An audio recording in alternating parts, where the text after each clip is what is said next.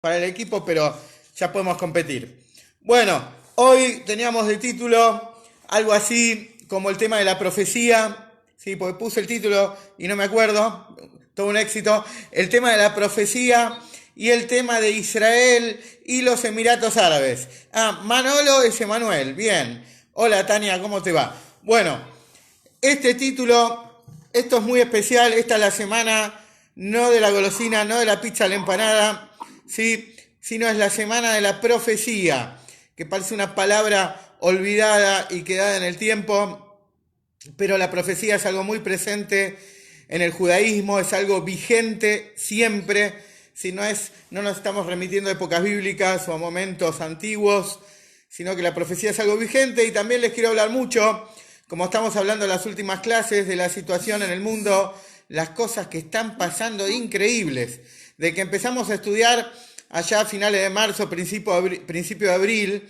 todas las semanas pasa algo, que una semana Beirut, que la otra semana Emiratos Árabes, ¿sí? Hoy noticias, pero hasta del Líbano hubo también, cosas que están pasando en Belarus. Bueno, de eso vamos a hablar, tratar en los minutos que tenemos hoy juntos para estudiar de Mashiach y prepararnos para su llegada. Hoy vamos a hablar un poquito, dedicar al momento que está pasando el mundo. ¿Sí? Hoy también, 17 de agosto, es un reflejo también en Argentina, es un poco se refleja esto que habla el Rebe.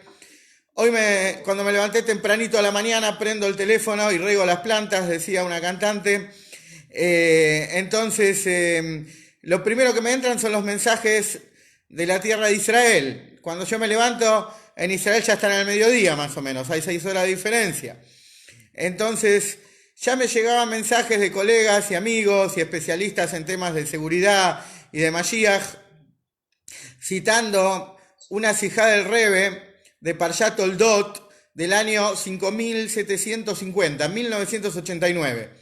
Finales de 1989, cuando el Rebe dice, muy interesante, muy increíble lo que el Rebe trae ahí, estaba cayéndose ya la Unión Soviética, se había desmembrado, y el Rebe dice, y cita una parte del Zohar. ¿Ven estos libros que tengo acá atrás mío? Toda una seguidilla de libros que son Bordeaux, Azul, Bordeaux, toda una colección que tengo acá atrás. ¿Se logra ver? Arriba mío. No, a ver, subo un poquito. Estos que están acá más o menos atrás. En Facebook se ve mejor, la cámara abarca mejor. Eso es toda la colección del Zohar. Es todo el Zohar, tengo ahí atrás mío. El Zohar cuenta varias partes, ¿no? Una de las partes se llama Tikunei Zohar. Tikunei significa rectificaciones, ¿no? Porque es una palabrita muy cabalística, muy de moda. El tikun, le gusta mucho a Manuel, un amigo. Entonces, hay una parte del Zohar que se llama así, Tikunei Zohar. ¿Sí? Las rectificaciones del Zohar son enseñanzas adicionales. Bueno, el Rebe cita del Zohar, allá a finales del 89, pónganle fines de octubre, principio de noviembre, Parshat Toldot, que es una de las primeras de Bereshit. Voy a silenciar un poquito para que no haya acople, cualquier cosa me escriben si tienen una pregunta. Acá ya tengo algo, un chat, a ver qué dice el chat. Qué grande Maxi, dice Manuel. Muy bien. Entonces, ¿cuál es el punto? El Rebe dice ahí, antes saludo acá a Eva, a Rosita y a Eliau desde El Pato, allá donde se junta la ruta 2 con la 36. Vamos a ver si mañana pasado me doy una vuelta por ahí. Entonces, el Rebe cita, el Zohar dice así. Es muy interesante como dice el Zohar, dice que Bisman Aú en aquel momento, dice Tikunei Zohar, dice en aquel momento, Itapej Memshalá de Omot Olam, dice se va a transformar, se van a, Itapej en el hebreo más moderno, por ahí tiene que ver con revoluciones, Mapejot, pero se van a transformar los gobiernos de las naciones del mundo. Y en ese momento será el final del exilio de Israel. Como siempre estudiamos que exilio no solo es una palabra del profesor de geografía, diáspora o exilio o destierro, sino que exilio, como lo estudiamos en la Torá, la palabra galut, tiene que ver con el ocultamiento de la presencia divina en el mundo. Esa es la real y profunda definición de exilio. Podemos estar en este momento tomando un cafecito muy rico, un café turco saborizado con vainilla, con unas lindas masitas en Yerushalayim, pero estamos en la B, como decía Pazman, estamos en Galut. Podemos gritar ahí, estamos en Galut. en pleno Jerusalén. ¿Por qué? Porque la presencia divina no está de manifiesto. ¿Sí? O sea que dice bien clarito el Zohar que en el momento que empiezan a cambiar los gobiernos mundiales, ¿sí? En el momento que se empieza a revolucionar esto, el final, ya es el final del exilio de Israel, el final del ocultamiento divino. Esto dice el Zohar increíblemente. El Zohar que lo reveló, esto estuvo, por supuesto, todas estas enseñanzas se entregaron en el monte de Sinai y Rabbi Shimon Bar Yochai las reveló hace 1800, un poquito más de 1800 años atrás las reveló. Esta información ya la teníamos. ¿Sí? Estos libros se imprimieron por primera vez, eran copias manuscritas, aparecieron en el siglo XIII a través de Rabbi Moshe Di León y se imprimieron cuando surgió la imprenta, pero ya estaba escrito, ya lo teníamos este dato, y es algo que estamos viendo del año 89. Estos colegas míos de la tierra de Israel, uno es un especialista, es un Rav, que la verdad tiene una historia increíble, se llama Abishai Ifergun. Yo muchas veces cosas que les cuento son cosas que aprendo de él. Él es un decano de una yeshiva de Chabad en Kfar Saba, y él antes de ser decano de una yeshiva era miembro del Tzahal, del Ejército de Defensa de Israel, y participaba en funciones secretas, una especie de fauda, para que entiendan. Participaba en todos temas secretos que tenían que ver con la seguridad de Israel, y sabe muchísimo sobre estas cosas. Y él justamente citaba esto, y él hizo una cuenta, se tomó el trabajo ayer de hacer la cuenta desde 1989 hasta hoy, cuántos gobiernos totalitarios cayeron en el mundo. Y llegó a la cuenta que más de 40, desde que el Rebbe citó el Zohar y dio como una señal clara de la llegada del Mashiach y la redención, la caída justamente de los regímenes totalitarios. Pronto sea en Latinoamérica también se cumpla totalmente esto, en Cuba, en Nicaragua, en Venezuela, en Argentina. Pronto que nadie más sepa de totalitarismos y de tiranías, y que haya una libertad real, realmente un respeto por la vida, división de poderes. Entonces, el punto es que este sabio contó, y desde 1989 para acá, más de 40 tiranías cayeron en el mundo. Si nos ponemos a contar todas las tiranías de Europa del Este, nos ponemos a contar muchas tiranías que cayeron en el norte de África, como estudiamos en muchas clases, tiranías de muchos países árabes que se empezaron a desintegrar, incluso muchas dictaduras en otras partes del mundo. Es decir, hay un avance increíble, y lo que destaca el Rebbe, justamente que la mayor parte de la caída de estas tiranías fue de forma pacífica, como la misma caída de la Unión Soviética, donde prácticamente no hubo situaciones difíciles ni guerras civiles, como hace algunos años pasó la Revolución Naranja, que fue también en Europa del Este, como está pasando en este mismo instante y en la República de Belarus, que los judíos lo conocemos como la Rusia Blanca. Belarus, que está pegadito a la frontera de Rusia, donde está Lubavitch, donde hay muchos judíos y mucha historia judía.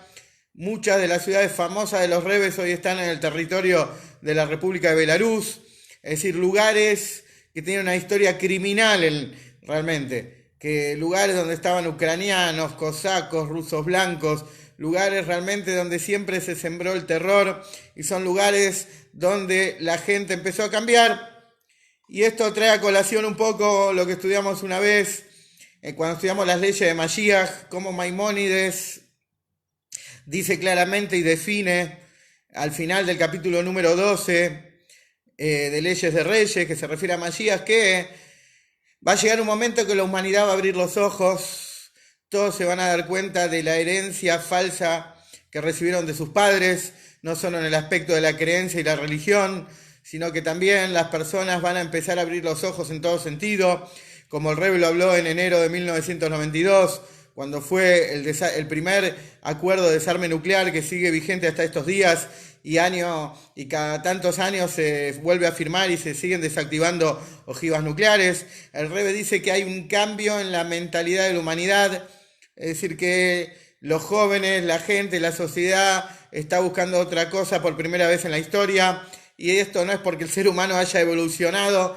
sino que esto es porque es una señal abierta de la presencia de Mashiach en el mundo, de cómo la redención ya está instalada, e incluso como el Rebbe dice esta semana, como en muchas, ¿cómo se llama? En muchas cosas hay fenómenos de la redención que ya empezaron.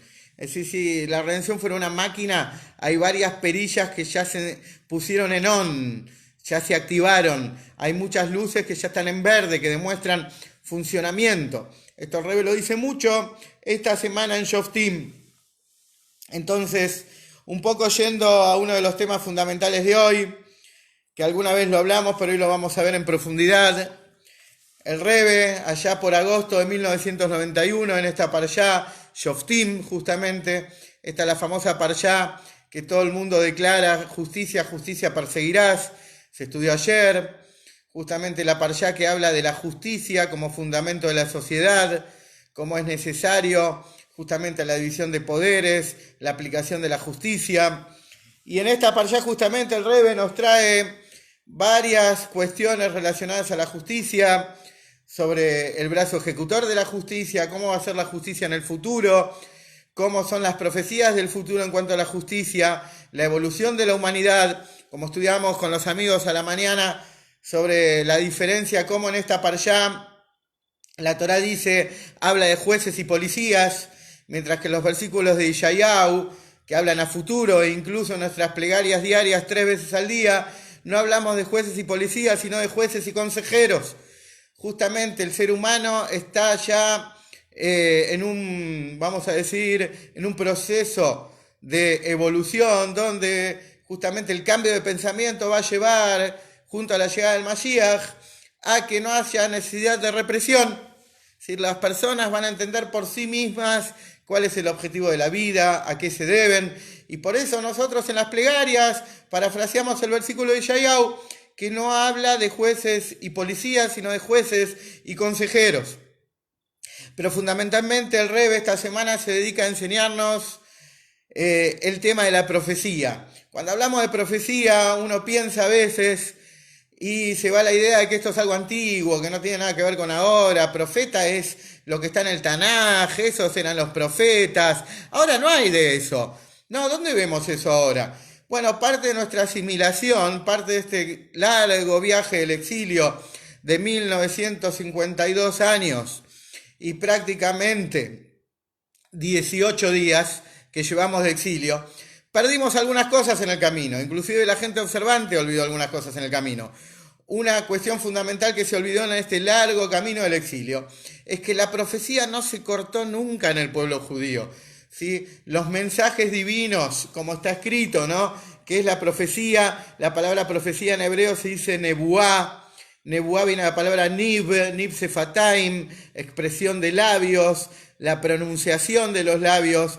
La palabra profecía en hebreo está asociada a la palabra, porque es uno de los principios de fe del judaísmo, que Dios profetiza a las personas y es una mitzvah que está en la parshá de esta semana, justamente lo que nosotros vimos esta semana es un precepto positivo de la Torá dentro de los 248 preceptos de creer en las palabras de los profetas. Así lo declara Moshe. Hoy hacemos un chiste, comparé a Moshe con Palito Ortega. Moshe dice, Naví Kamoni, un muchacho como yo, dice, un profeta como yo, dice Moisés, un profeta como yo, Hashem va a establecer para ustedes, y esto es vigente en todas las generaciones. Por eso una de las cosas que el judío tiene que redescubrir, no importa qué lugar ocupa en el mundo, qué aprendizaje tuvo, es saber que la profecía es un tema vigente en el pueblo judío y nunca desapareció. Tal vez se pudo haber ocultado un poquito, pudo haber a veces salido de arriba de la mesa, pero siempre en todas las generaciones existe la profecía. Y justamente la profecía es esa manifestación divina en un ser humano, en lo más grande que le puede pasar a un ser humano, transformarse en un canal, en un vehículo, o en términos hasídicos, en un kelí, en un recipiente de la divinidad, que la divinidad informe a través de él. Entonces el Rebbe habla mucho de esto, del tema de la profecía, y justamente porque es una de las cosas que nosotros tenemos que tener en cuenta con respecto al Mashiach. Como muchas veces estudiamos el tema Mashiach no es solo un deseo, un anhelo, una esperanza, sino que en nuestra generación el tema Mashiach es una profecía, es una realidad, es una información divina brindada por Hashem a través de sus profetas.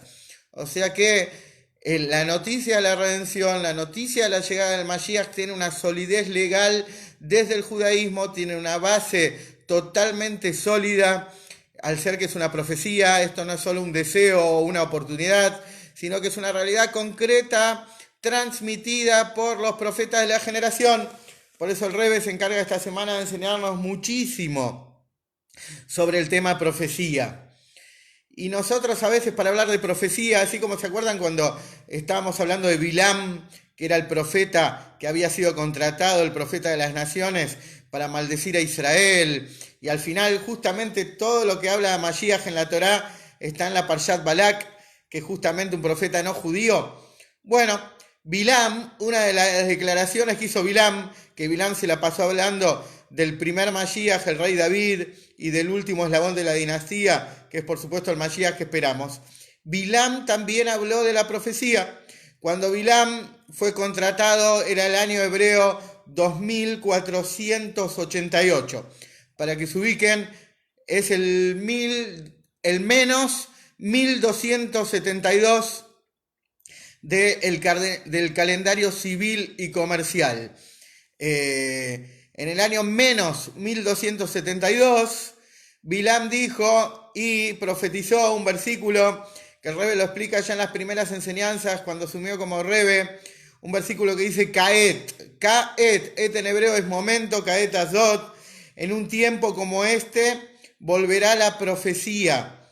Es decir, si sumamos 2488 más la misma cifra, otro 2488, la cuenta va a dar 4976, que es el año civil y comercial 1236, que el Rebbe lo nombra y nos explica que es un año justamente la época de Nachmanides, de Rabbi Yehuda Hasid, de grandes próceres del judaísmo que ya empezaron a manifestar la profecía abiertamente.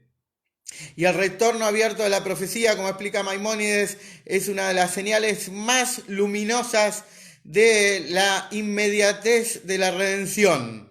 Así lo escribe Maimónides no solo en las leyes de profecía, en sus cartas a la comunidad del Yemen y Greta Imán. Realmente el tema de la profecía es un tema fundamental en el judaísmo. Nosotros por ahí conocemos poco el tema. Hace poco en Israel se hizo toda una encuesta, salió a la calle en barrios muy religiosos y se les hizo preguntas a ver qué la gente sabía de profecía. No sabían nada, porque como el galut, no solo cuando a veces estudiamos asimilación, el galut y la asimilación no es solo un judío que se olvidó que es el kasher. El mismo judío, entre comillas, observante, se olvidó lo que es la profecía. Es decir, tuvo que venir el hasidismo a prender la luz y recordarle al judío que las profecías están vigentes, existen, son un precepto positivo de la Torá. Y el tema profecía, justamente, y lo que nos atañe a nosotros en este momento, es la profecía de la redención. Es decir, que hasta tal punto que el Rebbe dice que la profecía es tan vigente, es como algo que estudiamos antes, que se llama Eben Ashtiah, la piedra basal, esa piedra con la que Dios... La piedra inicial con la que Dios constituyó el mundo, como cuando se hace una obra en construcción, que Sami, que está ahí manejando, a veces se acostumbra a poner una piedra fundamental, se hace todo un acto, ahí se pone la primera piedra, y a partir de así Hashem hizo lo mismo. ¿Sí? Sami está manejando en el espacio exterior con un auto de Elon Musk, ahí parece. ¿Cómo se llama? El mundo, en la creación también está esa piedra, y esa piedra está, como estudiamos ahí en el sitio del Beit HaMikdash, en el monte del templo, y el Rebbe habla de que esa piedra está totalmente vigente, y así como está vigente la piedra, dice, está vigente el Aarón, el arca sagrada con las tablas, y de la misma manera está vigente la profecía en Israel. Es decir, que hasta tal punto el Rebbe nos habla de este tema y de la vigencia de la profecía.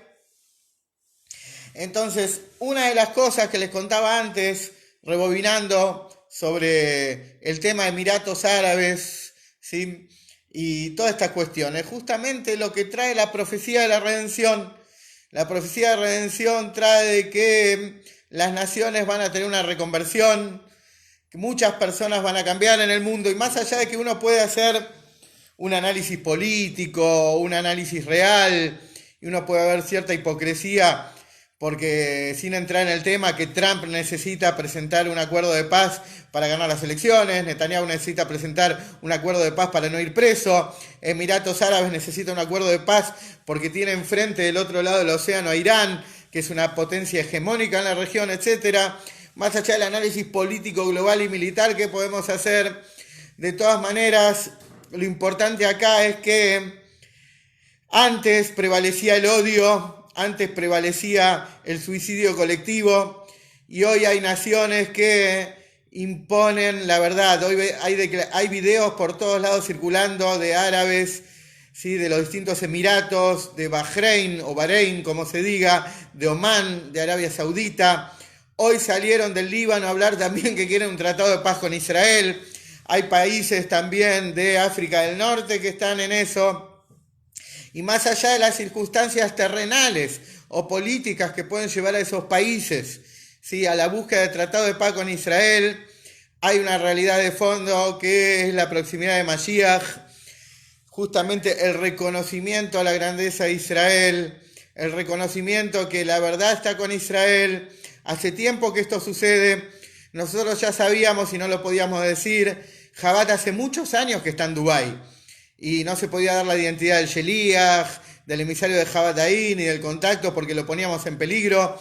Hace varios años el gobierno sabía de la presencia, sí, y se hacía la vista gorda, como se dice acá.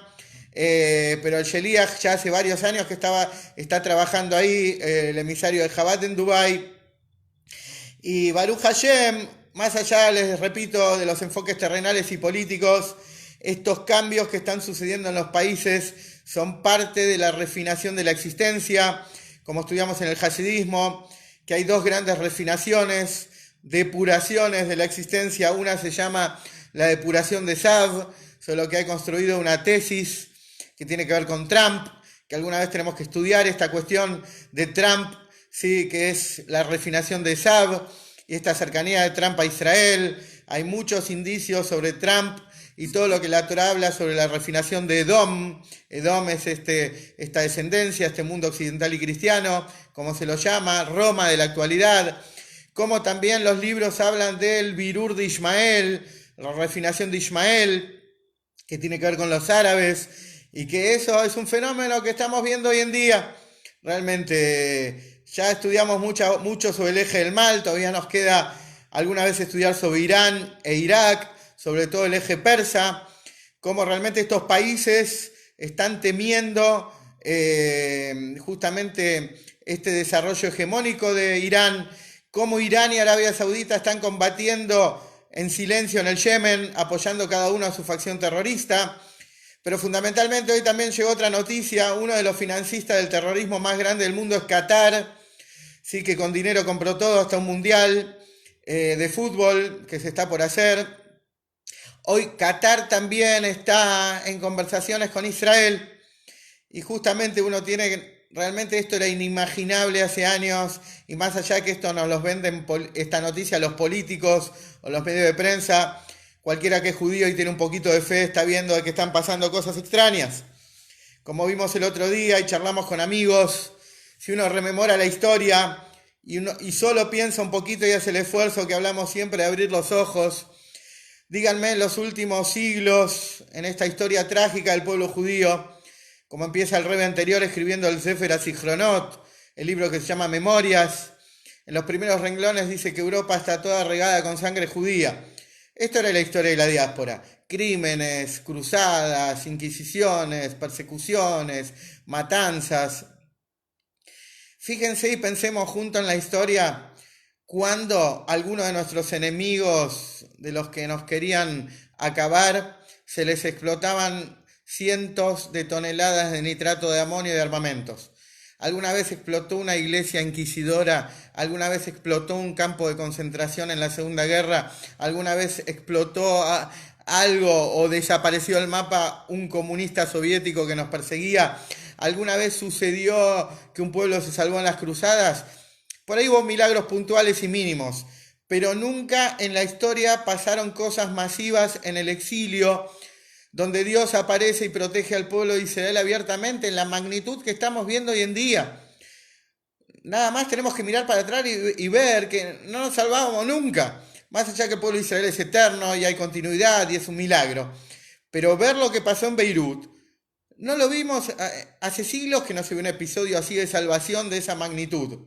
Siglos y siglos y siglos. Por eso uno tiene que saber que todo esto que está pasando es justamente más allá otra vez de análisis políticos, militares o mediáticos. Esto es un fenómeno de redención, un fenómeno realmente que cada judío se tiene que alegrar y tener la alegría de la redención. Como muchas veces estudiamos que Mashiach y Simcha tienen las mismas letras. Justamente el judío tiene que estar motivado, el judío más que nunca tiene que trabajar en difundir la noticia de la redención, como siempre decimos. Y volviendo al tema de la profecía y saliendo un rato del planiferio, saliendo un rato de Medio Oriente, el tema de la profecía es fundamental, fundamental. Si bien está escrito, les voy a leer un par de pasajes de lo que dice el Rebbe sobre esto. Ustedes saben que el Tanaj, el libro que nosotros conocemos, que contiene a su vez 24 libros, de los cuales 5 son los famosos Humashim, la Torá. Sí, el Tanaj se cerró en la época de reconstrucción del Segundo Templo porque los líderes judíos dijeron ya no estamos a la altura de las circunstancias. Los últimos profetas, está escrito que se llaman profetas menores a veces, son Haggai, que es Ageo, Malají, Malaquías, siempre el tercero te olvidás. El tercero es Zecarías, Zacarías. Entonces, en ese momento se cerró el Tanaj y de alguna manera está escrito y trae la Gemara que cuando se destruyó el segundo templo, Istalká, ¿sí? Nebuam Israel. Es decir que inclusive hay un pasaje que es famoso entre los estudiantes del Talmud que dice que desde que se destruyó el gran templo la profecía pasó a los chicos y a los millígenes, así dice, a los niños y a las personas con trastornos. Pero cuando uno estudia un poquito y lee la ley y no la lee tanto por afuera, acá tengo 4 que me escribieron, ¿qué dice acá? ¿Y qué pasa con el acuerdo? Ya lo leí, Egipto, esto, lo otro, bueno, ya viene. ¿Cómo se llama? Egipto está buscando también protección porque tiene instalado en la península de Sinai, se le instalaron los grupos, vamos a decir, todo lo que sobró de Al Qaeda y de estos grupos del ISIS, quedaron las unidades, entonces Egipto también le pide ayuda a Israel en silencio, etc. Yendo al punto, y lo que estaba hablando antes, estas expresiones talmúdicas de que se destruyó el templo, la profecía no está más. Bueno, el Rebbe analiza, si nos ponemos a leer, realmente en ningún momento dice que la profecía se anuló en Israel. No está la palabra bitul, ¿sí? Que es la palabra que tiene que ver con anulación. Dice istalká. Istalkut en hebreo, como cuando estudiamos el Bati Leganí, tiene que ver con un ocultamiento. Ocultamiento. Es decir, que si yo me escondo, ahora salgo de la imagen, me siguen escuchando, me escondí, pero sigo estando. Bueno, con la profecía pasó exactamente algo así, explica el Rebbe. Es decir, que si bien se cerró el Tanaj, y hay que saber que hubo libros que no entraron, en el Tanaj se llaman Sefarim Hitzonim, no lograron entrar, de todas maneras es bueno saber de que la profecía no cesó nunca, nunca se anuló, siempre continuó y siempre estuvo presente. Y más todavía, Maimónides escribe en el famoso Igeret Taimán, en la carta a los judíos yemenitas, que como alguna vez les conté, ¿no? Que los yemenitas la estaban pasando mal. Cuando hablamos de esto estamos hablando del siglo XI, Maimónides nació en el 1134, falleció en el 1204, 70 años vivió. Los yemenitas la estaban pasando mal porque las hordas islámicas los perseguían, había un falso mesías, realmente los perseguían y querían que renuncien a su fe. Era un periodo muy difícil y Maimónides les mandó una carta que los revivió a los judíos del Yemen, del Taimán. Hasta tal punto los revivió, que a mí me encanta contar la historia de que los yemenitas estaban tan agradecidos con Maimónides que modificaron el texto del Kadish. Cuando decían Bejayejonu, Biomejonu, Bejaye de Holbet Israel, que es una parte del Kadish, que el Kadish en ningún momento es una plegaria triste, se está pidiendo Mashiach todo el tiempo en el Kadish, es una plegaria de le pedimos a Hashem que ya engrandezca su nombre, que se revele en el mundo, que venga el Mashiach. Saludos a los de Facebook que no saludé, Leandro, Verónica, Jacob, Ezequiel, Eva. Entonces, los yemenitas estaban tan agradecidos con Maimónides que incorporaron en el Kadish a Maimónides. Decían Bejayejón en nuestra vida y en la vida de nuestro maestro querido Moshe Ben Maimón. Tal era el agradecimiento. Maimónides les mandó una carta y los salvó, los reflotó. Miren hasta qué punto la tzedaká verbal, una palabra en el momento justo, estar ahí, decir lo que tenés que decir, mandar una carta, mandar un mensajito, estar ahí, ¿cómo salva? Qué importante es la tzedaká verbal, ya que estamos hablando de profecía, de nebuá, que nebuá tiene que ver con pronunciación, expresión de labios, Borenif Sefataim, dice el versículo, el creador de la expresión de labios. Qué importante es hablar. Entonces Maimónides les escribe a los muchachos judíos que estaban en el Yemen y les habla justamente del retorno de la profecía de Israel y dice textual en la carta: Ben Safek, no hay duda que el retorno de la profecía es el anticipo de Moshiach. ¿Por qué? Porque hay un versículo en Yoel. Yoel es uno de los profetas que está dentro de un libro que se llama Tarei Azar. Uno de los libros del Tanakh se llaman los 12. Dentro de esos 12 profetas está Yoel. Yoel dice: Benabú, Benejenu, Benotejem, profetizarán vuestros hijos y vuestras hijas. Entonces, el tema de la profecía es un tema fundamental y como dice Maimónides en la ley, es una alajá para todas las generaciones saber que Dios profetiza a los Yehudim, Dios profetiza a las personas. Hasta tal punto que en cada generación, como dice Moshe en esta parashá, en esta sección semanal, un nabí como yo estableceré dentro de ustedes, de sus hermanos. Y yendo a lo fundamental, ya que faltan poquitos minutos, ¿sí? Si alguien quiere escribir una pregunta, lo que dice el Rebe, que tal vez lo veamos el jueves un poquito, el Rebe dice: Serihim lefarsem, bechol anshe ador, shizachinu, shakodush baruchu, bajalu miná, bal bejirash, mitzat atzmo, ushelo beerech, le anshe ador. ¿Qué significa esto? El Rebe viene hablando de que el profeta de la generación anterior es el Rebe anterior y que ahora hay que saber de que lo siguiente, Serihim lefarsem, debemos difundir, ¿sí?, a toda la gente de la generación que tenemos el zehut, tenemos el mérito, el privilegio, como lo queramos traducir, que el santo bendito sea Él, o sea Dios, eligió y nombró Bajaluminá, Balbejirá, un libre lector, un ser humano, ¿sí?, que es el profeta de la generación, ¿sí?, y que transmite a toda la generación su profecía, que es la profecía de la llegada del Mashiach. Es decir, una persona, una persona desproporcional, superior espiritualmente, incomparable a la gente de su generación, y que está transmitiendo la profecía de la redención.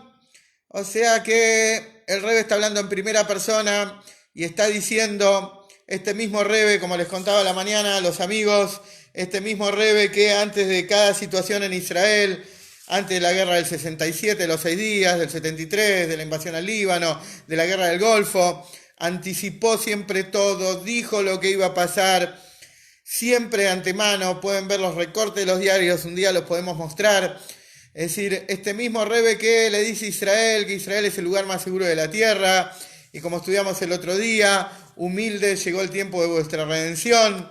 Este Midrash que el Rebe revela hace 30 años, cuando fue la invasión a Kuwait, que les conté el jueves pasado.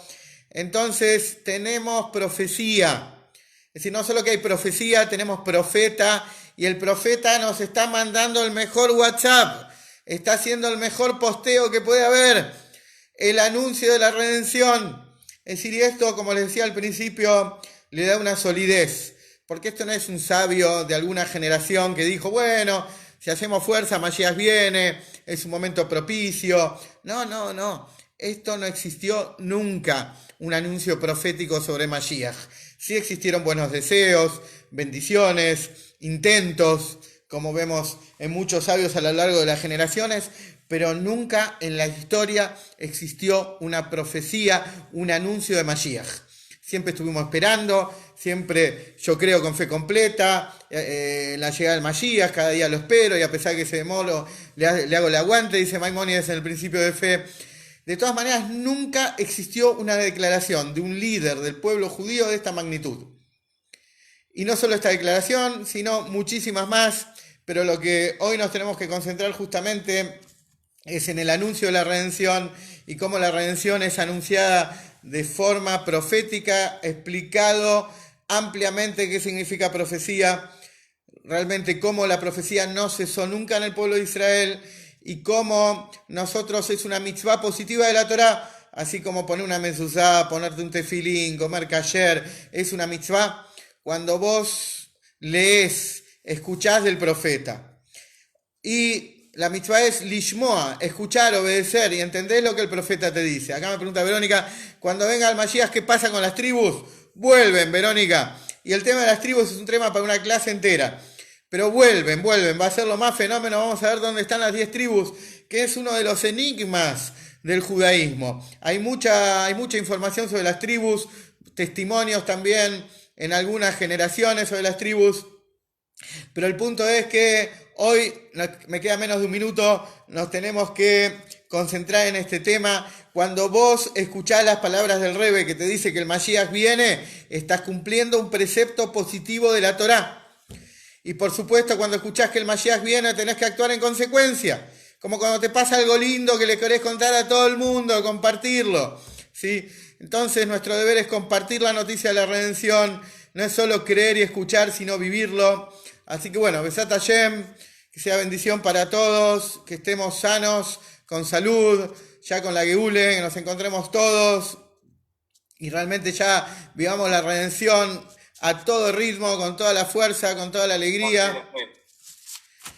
Un abrazo a todos, un saludo. Así que bueno, me queda nada más decir Yehi Adoneinu Moreinu Rabeinu Melech HaMashiach Olam Baed. Nos estamos viendo.